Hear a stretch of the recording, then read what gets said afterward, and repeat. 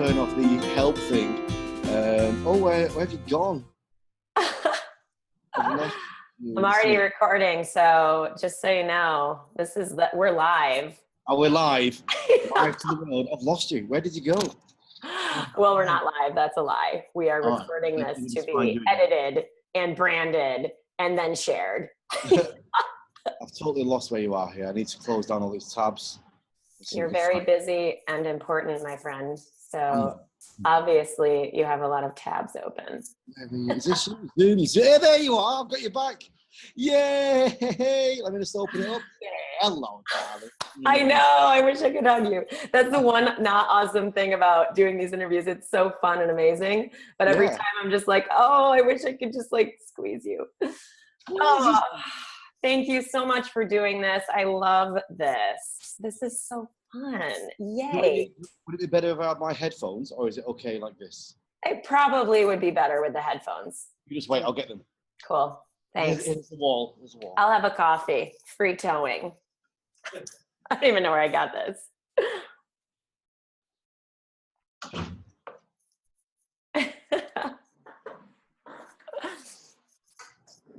So we're just hanging out now, guys. Twiddling.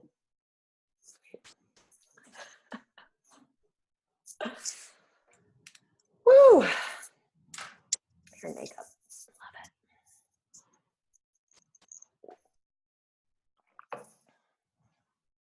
No, seriously. You can get free towing from this place.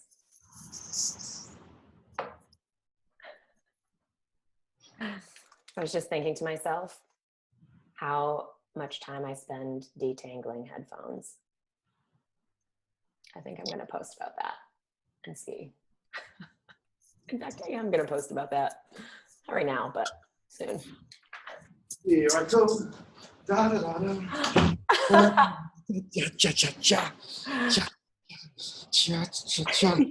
Lumpy bit is for the right ear. And the non-lumpy bit's for the left ear. There's a lumpy bit, that's for the right ear. The things that we know. I'm not joking. I literally just this morning, and I just said this while you were gone, entertaining myself and people watching this because I'm not cutting it. I don't do that. Raw and real. That's how we roll.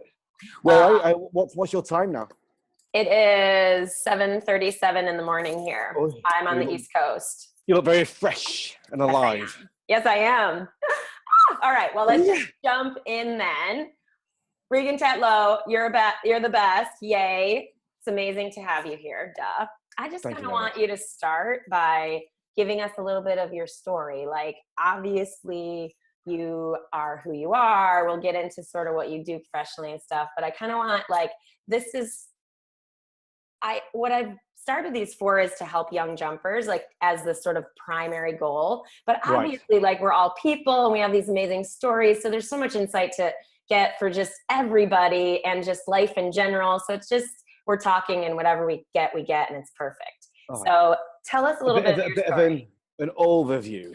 Yeah, like, where are you from? How did you get here in the bullet points? Obviously, that's a way longer story, but give us the condensed version. All right. Well, I just as we've started to speak, there's some major construction just started. Can you hear it? Can you hear that banging?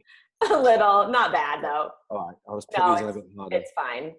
Well, I started skydiving 26 years ago, back in 1990, back in the UK, where I'm from Manchester in the north of England. And I went to do a static line parachute jump for charity. That's how a lot of people in the UK get into jumping out of planes. Well, they did back then.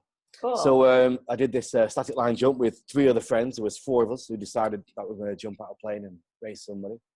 So we did. And I've been doing it 26 years. And a lot of things have happened from then till now. But the first jump I did. Where are you now? So keep going. Yeah. So now I'm in Dubai. And so how did I get from Manchester, being a barman, to doing a first parachute jump, to being in Dubai now, trying to run my own business, doing what I do? Well, I'll condense it a little bit and see how we get. So I did the first jump. Yep. And landed as you do, as you tend to do, and it was totally. I'll tell you what was more overwhelming than anything else it was a round parachute. It was on round parachute. Oh my God! I only ever jumped a thing with a round reserve, but I never had to use it. I'm so glad I never had to use it. I got my whole license on round parachutes. Wow, that's amazing. A long time ago, Mel. In fact, it was all in black and white. There was no color. There's no color. There was no color. Everything was like. Yeah. Hello. Today, gentlemen, we're going to make a parachute jump. It was just like that. Let's look at here. Let's see what they're doing over there. That's a good English accent. That's not bad at all. Oh my God. Anyway, back to the story, kids. Yes. So I'm in the plane. I'm sat on the edge of the door. It was a Piper Cherokee 206 registration Juliet Victor. And I know that because I did my 1000th jump out of the same plane. I recreated my first jump, but we'll come back to that. Anyway, so I'm sat on the edge of on the sill of the plane, and this like really mean-looking instructor's looking at me. The noise is whizzing past. I'm thinking, I cannot do this. There's no way I can do it. Absolutely no way. And he went, go! And he was so scared. I was pushed off, and I'm out of the plane. I remember thinking to myself, you coward. You didn't have the strength of character to say no. I was like, you coward, you've jumped out. Why did you do that, you idiot? And then this parachute opens. And what struck me more than anything else was how quiet it suddenly was. Yeah. This plane was going away and it was diminishing and the noise had gone. And I was suddenly there in this big open space with no noise. It blew my mind. It was like, what on earth is going on? Anyway, it was open. I forgot all about the safety checks. So it's round parachute, and oh my God! I think you could pull the. I can't get over that. You could pull the riser to steer it, and then I remembered that we were going to get instruction by the guy on the ground. He was going to give us landing instructions. So we didn't have radios; we had a megaphone. So he was going to say, "I was number 3," and so he would say, if we were speaking to me, he would say, "Parachutist number 3, turn to your left," and if you heard parachutist number 1, it was obviously not for you. Right. So I awaited the instructions. And all I heard from the ground was, I was like, what? I was like, well, this is not working, is it? What kind of form of communication is this? I thought, is he talking to me? Is he talking turn left, turn right? So I remembered I had to be facing into wind. It was a round parachute, and I was told facing into wind. God. And so I'm into wind. I can see that I've stopped going as fast because I'm facing into wind now.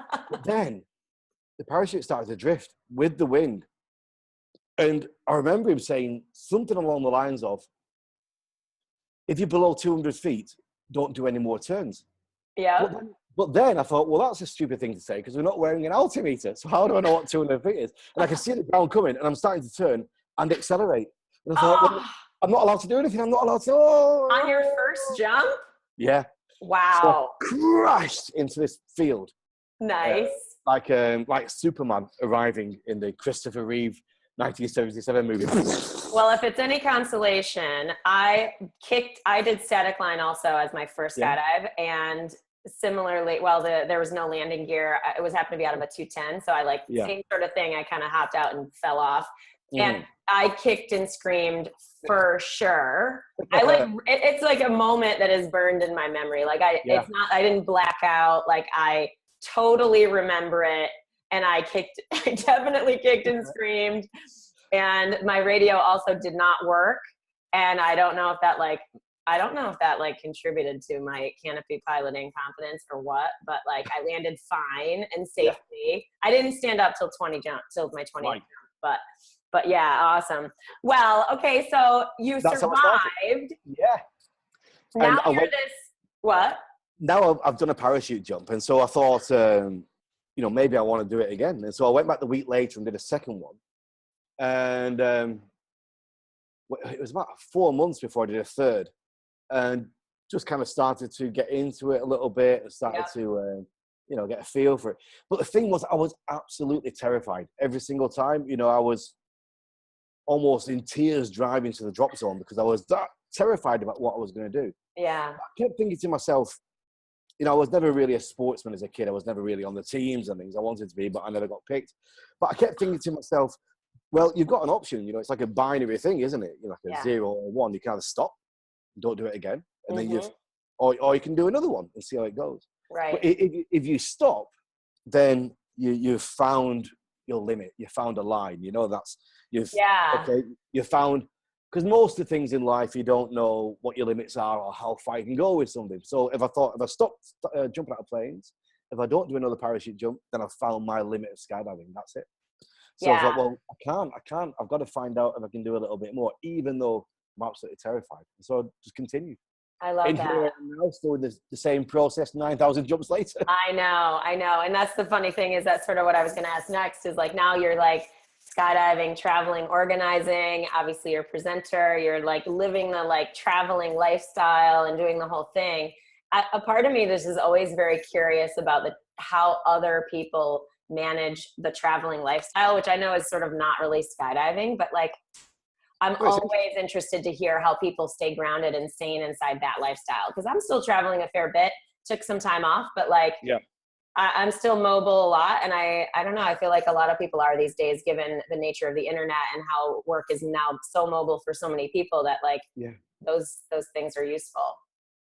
It's funny, I get asked that a lot. A lot of people say, how can you cope with all this travel? I mean, this year, I think I've done close on 70 commercial flights. I've slept in 67 beds. You know, but I don't find it difficult.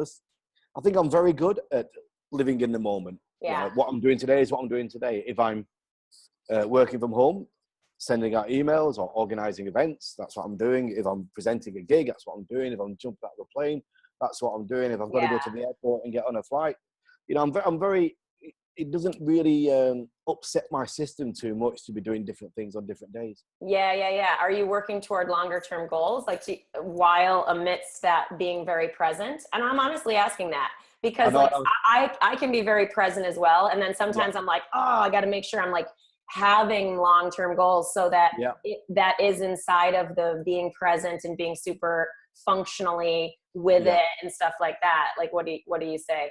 I would absolutely love now to say to you in front of anybody who's watching that I do have long-term strategy.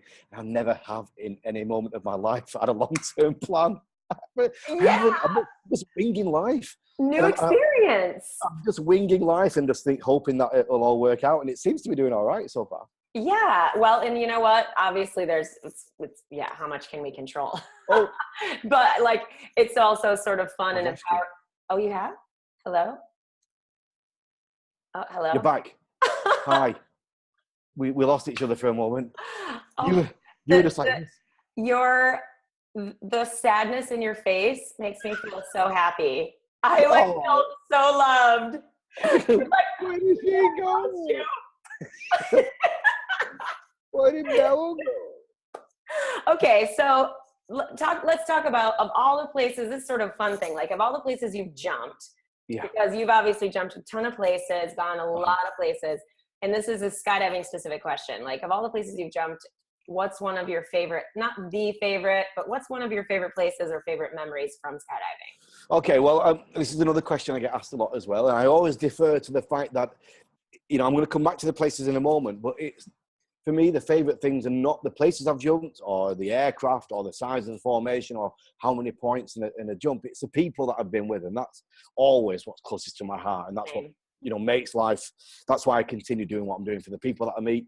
It's extraordinary to meet new people. One of the most amazing things I can ever do in my life is jump out of a plane with somebody I've never jumped with. I mean, that is just incredible. To jump with somebody for the first time.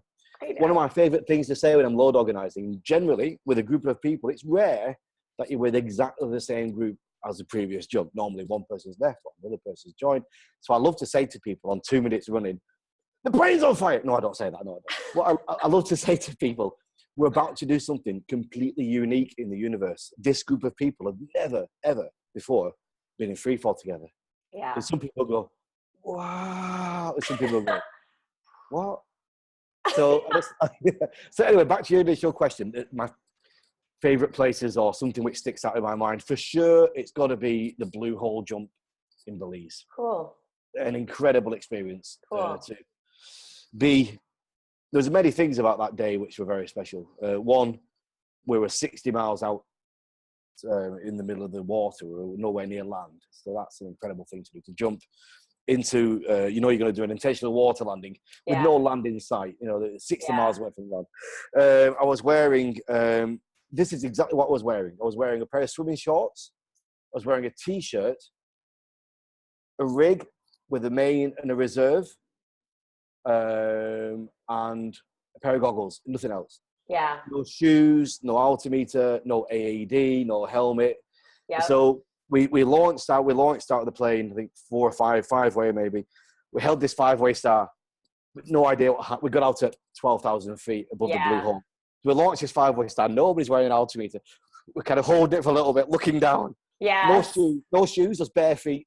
Yeah. Looking down for about 10 seconds, and that's kind of like, right, I'm away. Okay, so I'm leaving. Yeah. Yeah, track away, open, and we were using you can use your own rig, but I was using a supplied rig because every rig had to be re-washed afterwards. And right.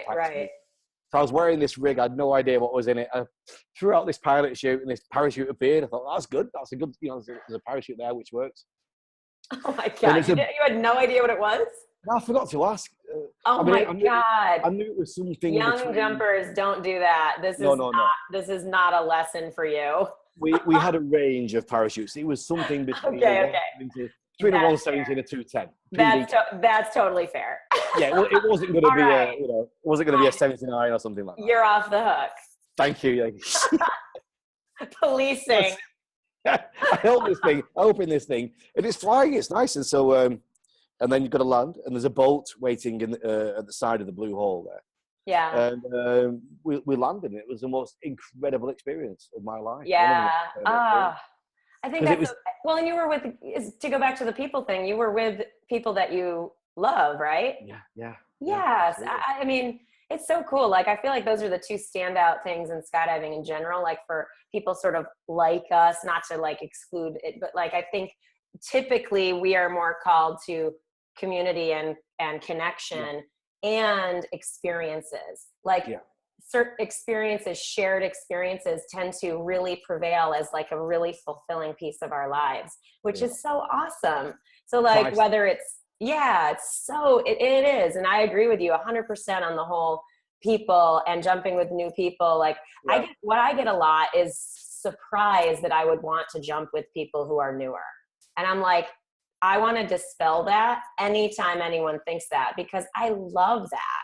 Yeah. I really genuinely get deep joy, and like, it's so much fun to jump with new people, and especially to help people who are young, who don't necessarily know a lot and are ready and willing to have their minds sort of really blown open by a very simple but powerful and super fun for everyone experience. So I'm all about that. It really does. It resets your day and gives your soul a lift. I mean, I was doing it 10 years full time in Ampere Brava as a walk-up load organizer. So a lot of the people were, new to the sport. We were doing little groups, little 5-ways, 6-ways, this type of thing. Yeah, when was that? I remember when you were there. When was that? Yeah, 2004 till 2014. Yep, cool. That's when I decided to resign and go freelance and do skydiving and presenting. But that's another story. Yeah, I know. Well, tell us about that a little bit, honestly, because actually the next thing was like, of all the places you've been, and doesn't necessarily have to be the travel vibe, but it is cool. Tell us a little bit how you transitioned and why you got into the presenting thing. Well, that's quite a long story as well. I'll try and condense that as much as possible. Sorry, I'm pushing your whole life of awesomeness into like 30 minutes. So I'll give you a little anecdote about having your life squashed down into a little anecdote before we come to that story. Don't do an interview with Melanie Curtis, because she'll make you fucking squish your whole life into like 20 minutes. And then, listen, let me tell you this. Fun of you the whole time. Let me tell you this anecdote. I was in Poland, in Warsaw. I was presenting the World Cup of indoor skydiving. Cool. And so there was me, Ray, and Anna as well. And so we're on the coach going to the airport at the end of the event. I'm chatting to one of the 4-way teams from Sweden. And we're talking about, one of the blocks they were doing, they were using a different technique. And I was asking about that. And I could see his face, like looking at me as if to say, quite a lot about 4-way and blocks. He said, have you done some parachuting? I was like, God, you just dismissed the last 26 years of my life. As if it never existed. Oh my gosh. was like, wow, 'cause to this guy, all I was a presenter, just a guy on the camera, you know, no idea. That was quite, you know, it was like, it humbles you. You think, wow, you know, no, you know, then years, they do exist. I was a skydiver. I'm still a skydiver. So the question was, from you, was how did I transition? Right. Well, so like what made you go that direction? How did you find it? Is there like, was it a thing you were like, I want to do that? Or were you just like, oh, who knew? I'm really good holding onto a microphone. Check that out. Interesting. I might, and someone noticed me, you know, like what's the, how did it actually happen? That's curious to me. Well, I was doing that before I was jumping, to be honest. I was, back, remember when DJs used to speak? Yeah, I didn't know that. Cool. Yeah, when they would say, ladies and gentlemen, you know, so I was doing all that when I was 15. So I believe it. You know, 12 years before I'd even jumped out of a plane, I was talking to crowds. I was holding a crowd, doing that type of thing. Nice. So then I got skydiving, and I went full-time in Ampura Bravo in 2004. And then in 2005, they had their swoop, their King of Swoop on the beach. Yep. And Renier Boss, who was organizing the event, he needed a... Jonathan was there, wasn't he? Who was? Wasn't Jonathan there? Yep. Yeah, I totally remember that. He came home and told me, well, I lived with Jonathan, just for you guys who knew. Yeah, best friend. So, yeah. He won it. He won that year. I know. And it was always fun to like hear his crazy tales, because I always told him, like, if we just as an aside, the whole like, how do we get certain places? Like, I always told him, I was like, oh, I want to be like you, in the sense that I want to be able to travel and, you know, have a mobile lifestyle and be able to, you know, be a professional skydiver. But like, I didn't really even clarify that, but more like I wanted to have the freedom that he always had. And so when I achieved that, it always was such a meaningful thing to me, because it felt like he was always like, oh, you know, don't be like me or whatever. But like, you know, like he never would take it, but it was always very inspiring to me. It like always very much motivated me into sort of the way that my career went, was underpinned by his inspiration.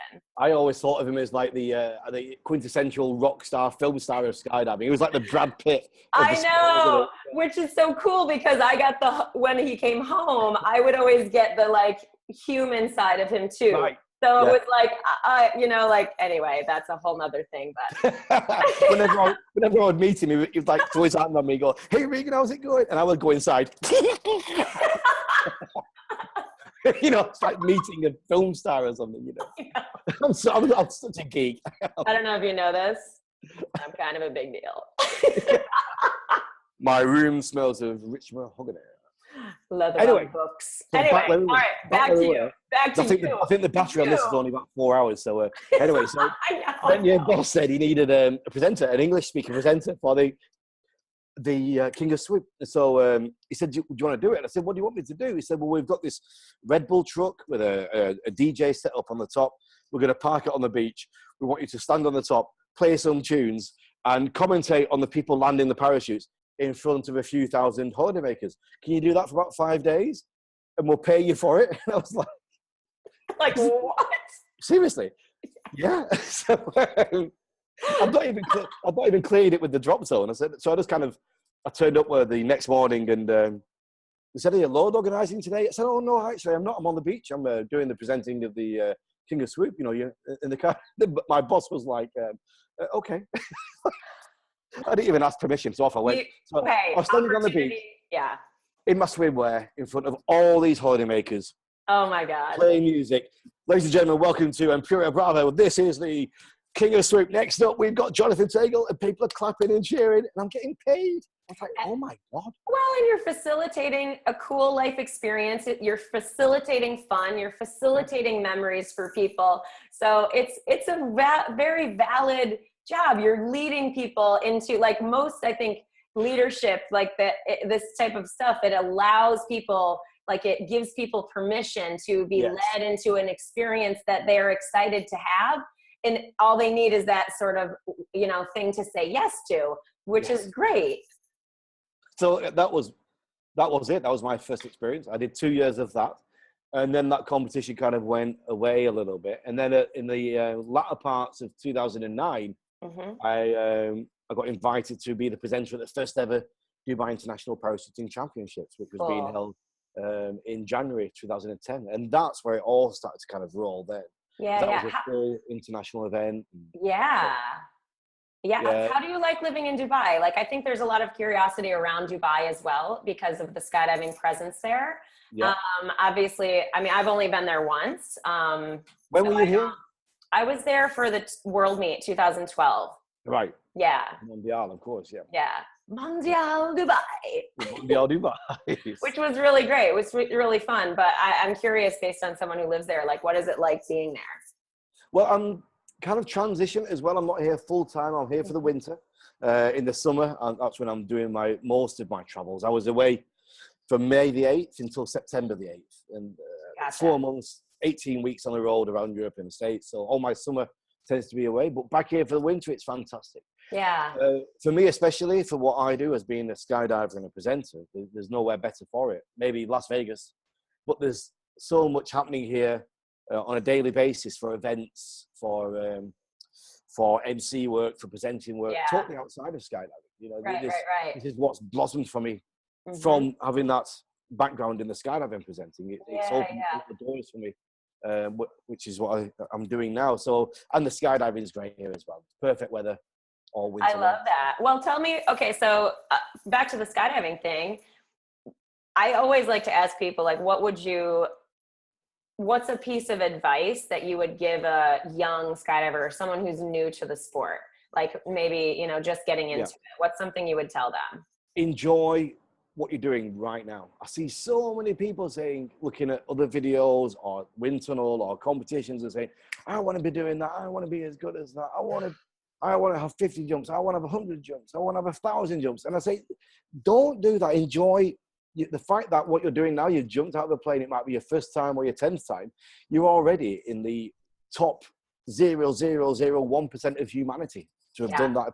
Appreciate where you are and don't dismiss what you're doing right now for chasing something which you haven't got yet. So it's important to enjoy every moment of what you're doing. It really, really is. And some people do, but a lot of people don't. They kind of try and brush over where they are because they're trying to get to the next stage. Enjoy, because you're never going to be happy. There's never a skydiver who thinks, right, that's it. I've achieved it all now. I don't want to be any better. This is what I've been working towards. No, everybody, no matter who they are, always wants to improve and get better. So enjoy where you are right now. I totally agree. Totally agree. I mean, it's interesting. I feel like that mindset can become very unconscious also. Like it can show up not just in skydiving, but in life too, where like we constantly, because I'm a very forward focused person. I have flies. Be present. Be present. No, so like that's something I've had to personally, you know, in life and business and skydiving work on as well. I mean, less in skydiving, if I'm honest, because I've always been so joyful inside of the experience, but very goal focused in general. So anyway, like for the people that tend to be more goal focused and more future focused and more like, I want to do and kind of grow, which I think is amazing, honestly. But I think it's also useful to what you said, deliberately practice being present, deliberately, intentionally say, I'm going to be right here. I'm going to enjoy this skydive. I'm going to practice gratitude and appreciate what this is. So interesting, because a lot of people say like something like, as an organizer, I ask a lot, how many jumps do you have? And so many people say something like this, I only have 38 jumps. And I was like, 38 more than most people, you know, like that's awesome. You know, the perspective on that, I think it's all comes from just up here and deciding, you know, how you're going to look at it. So I echo what you say fully 100%. I always say as well, a good advice as a load organizer to a newer jumper, I always use the analogy of being a doctor. Like if you go to a doctor with an embarrassing problem, the doctor's seen it all, so don't worry. So as an organizer with somebody jumping with you, if they think they've done something on the skydive that messed things up or was an embarrassment or, you know, they didn't perform well, I always say, don't worry, I've done everything you could possibly do in a skydive. I've done it worse and more spectacular than you could possibly imagine. So don't, you know, you're meant to be doing these things. You're meant to be making mistakes. You know, you're meant to be learning and growing through the sport. This is not a training camp. This is not a skills camp. It's load organizing. I've put this jump together with your skill set in mind. So don't be ashamed of what your skill level is. It's my job to put you in the right part of the jump, or to not include you, or to include you, to make you have a good time. That's the thing.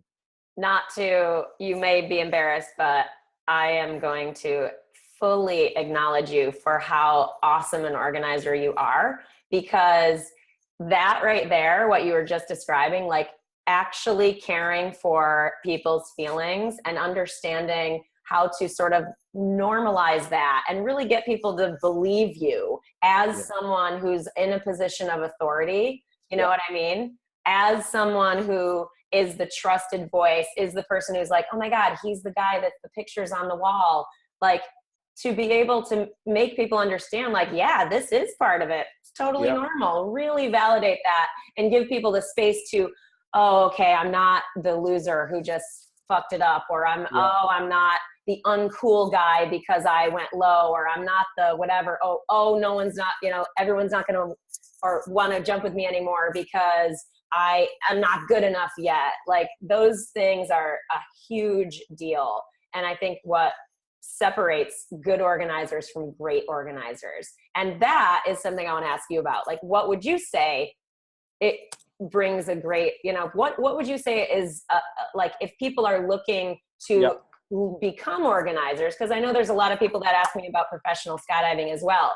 And it's like, I think a lot of people historically thought I was a world champion or something. Like they elevate, based on just the fact that I get skydiving work and stuff like that and whatever. And I always try to talk about just how I am with people, but like, I'm not trying to make it about me, but you know what I mean? Like, what do you say? Like, what do you say goes into being a great organizer? Well, first of all, I just want to say that I've moved inside because I was getting completely destroyed by flies out there. So this is better now. Perfect. Right. So mobile lifestyle. Yeah. So a good organizer for me is, there's many things involved in it. There's many types of different organizing that are available throughout the world.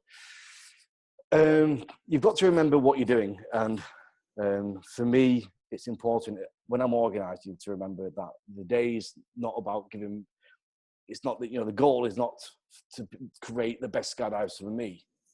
The goal is to take those people that have committed to a day with you and to give them the best day ever in skydiving that you could possibly do. And so to get to know them as best as possible and find out their needs and what they're looking for. So let's take a normal example of, say, a boogie. So I'm organizing at a boogie and people rock up and you get a group together. The first thing to do is to find out what they want, and do they all want the same thing? So, hi Mel, how are you? And what you're looking for today? Do you want to, are you looking to be here? Are you going to be here all day? Are you going to commit, you're just doing one jump, or are you committing to a full day with me? Do you want to just do 4 or 5 jumps? Or are you looking to do more? Are you looking for pack jobs? Or you want to go hard? Or are you just relaxing? So find out what your customers want first of all. Yeah. And find out the group you've got, if they can work together. That's basically, if they've got a match of skills, and if they haven't. Safety for sure, of course. Obviously that's implied, but yeah, go on. And then, the skills are not too important. You can get away with a lot, as we know, as organizers, a lot of it's smoke and mirrors. It's all about where you put people in the right place so you can get away. Well, and that's part of being a good organizer is learning that over time, that as a young organizer, you won't necessarily know all the ins and outs, but you'll have, just like skydiving, you'll have the experiences of, I probably should have put this person here or this person there or myself here. Yeah. And you learn that. So yeah, go on. I love this. And then as well, it's important to remember the type of jumps you're putting together. You want to put a jump together which is going to work for everybody on the group. Yeah. And you can do that. You can take your superstars and put them diving out last and give them a big swoop down, even if it's only a small little formation. Remember once watching I think you had a 5-way and somebody with about 20 jumps. And so you had them in a 2-way and they were just doing like 90 degrees. So you were taking like a side body, then back to a star and side body. And then the other 2 were doing like verticals with 360s around the back. So you can use your imagination as long as everybody has a good time. Right. It doesn't have to be, it doesn't have to be the most carefully designed skydive in the world. And Right. one of the mistakes I see a lot of organizers making is to try and make the most complicated skydive ever. And it doesn't work. They get 1 point or 2 points. Nobody has a good time. And, everybody's angry because, oh, yeah, but, it should have worked. It was all out facing and we have these going on. And sometimes it's, what I like to do, I'm telling all my secrets now, but if I get a group together, I will give them a real simple skydive to begin with. Everything's in facing, double grips, nothing wibbly wobbly. Yep. And do a simple skydive with the right people, with the lower experience close by to me and the higher experience on the outside of things, and do a really nice little simple jump, which you can do quite a few points on. Then everybody lands, everybody's like this, oh, wow, it works, we had a great time, yes. And then you can start turning it up a little bit, and then you start putting a couple of out faces on there, or just to see what the limit of the skydive is. Yeah. So the trick for me is to facilitate the day that everybody gets as much out of it as they possibly can. Yeah, absolutely. I love that. I mean, I tend to think of it like I'm there to facilitate safety, education, and fun. Yeah. Maybe fun, and you know what I mean? It depends on the day. Safety first, no matter what. Leadership, like inclusion and ease. And if hopefully they learn something, and very hopefully they have fun. So it's like, as long as I'm sort of focused on those 3 things, it's like, you're good. Yeah, you're going but then connecting and go on. But then you've got, the one of the reasons you're there is to help the operation of that event as well. So you've got your liaison with the staff and with manifest and to make their jobs as easy as possible. Yeah, that's right. God, I didn't even think to mention that. Yeah. Yeah, when I first started, I was very renowned for, I would have a 6-way and then I would go back to manifest 2 minutes later. Oh, can I add one more? And then can I add one more? Oh, then can I take him off? And I didn't realize how stressful I was making the job of the manifestors. So, that comes into it now. You've got to make sure that you're giving them the right information and be as efficient as you can with the staff. Find out what's needed as well from the drop zone. They might need you to work more with one plane than another plane. Yep, absolutely. So communication is key to everything. Finding out the people that have employed you to be there, what they're looking for from the day. The clients that you're working with, what they're looking for. And at the end of the day, everybody has a good time. And if you're very, very lucky, they might buy you a beer. Yes. And the last thing I'll add to that, I love every single bit of that, 100%. The last thing I'll add just for the new jumpers is that we want to jump with you. Yeah. Please, we are there for you. Like, for real. Like, I someone walking up to you and being like, hey, Regan, can I get on your skydive or can I, whatever, you would, if they have it, if it's like a situation where they can safety-wise be part of your group, you're going to be so psyched to have them. If not, you're going to help them find the organizer that's right for them, which is so awesome. Yeah. So I just want people to not be shy either when it comes to organizers. That's right. But I like to be, I think you're the same as me as well. We like to be proactive in that. So totally. I walk around and when people arrive, you're looking for them and you want to, you want to get them included. You want to, Chazzy, Dinga, these are very, very good people at doing exactly just that as well. I'm notorious for that. Hey, I'm Mel. Nice to meet you. As you're putting their leg through the leg strap and doing their chest up for them. Hey, don't worry, come on. Hey, you're going to be my friend now. Get over here. We did this last weekend at Skydive Dubai. A guy turned up who I'd not seen for a while, and he was just passing through. He was on his way to China, I think. So he was there for the day. So I grabbed him as I could see him doing his paperwork, and he's finished. He got his debrief, and I was like, "Okay, you're coming with me." So we jumped a few times, and I said, "Right, okay, keep your jumpsuit on. We're going across the road to the tunnel." So we went in the tunnel. We did 15 minutes in there, and I love it. By the end of it, he was like, "Oh, okay, bye."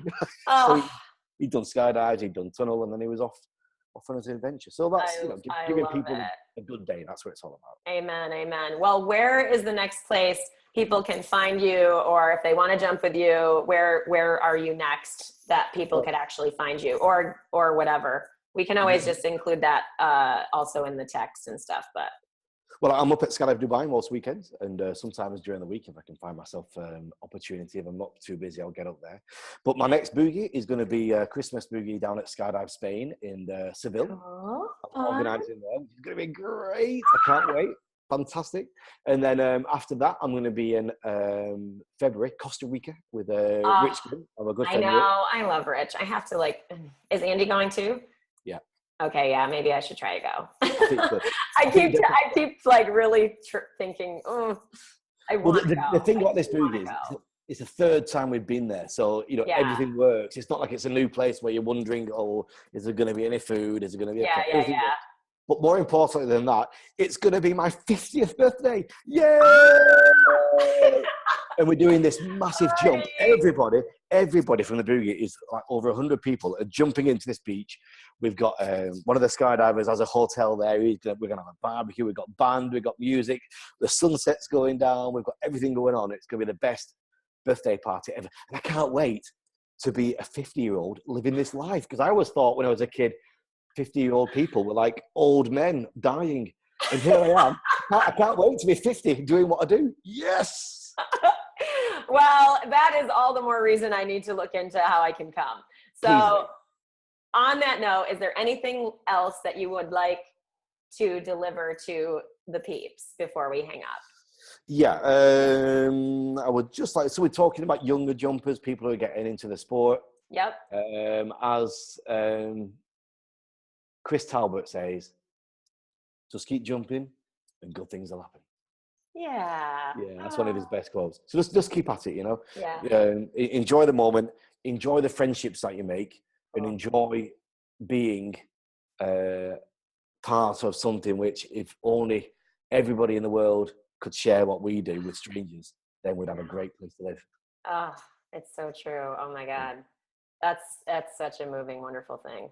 Thank you. Having taken a break from the skydiving community for a couple of years, it's so notable. I'm so grateful that I took that time, because now I know without question this, not that I didn't I always knew the specialness of it, but now it's just that much more clear how special it really is.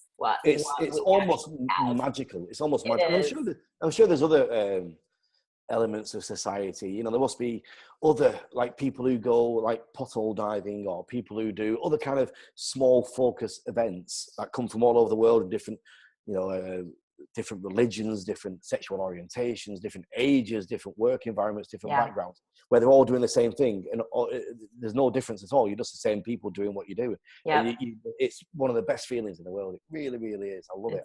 I hope I can do it. I hope I can do it forever and ever and ever. Forever and ever and ever. Well, I love it. I love you. Thank you so much. Yeah. This is the only bad thing. All right, February birthday. Yes. Okay. 11th till 20th. Hashtag Party on the Player 3. Hashtag Regan's 50th birthday. Hashtag be there. Hashtag everybody who's anybody. Yeah.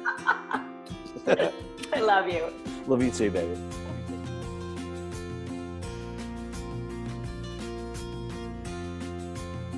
I'll just end it there. I don't know how this ends. I'll stop the recording there. Yeah. No, I just end it. I say it, and then I just, then we can say hi.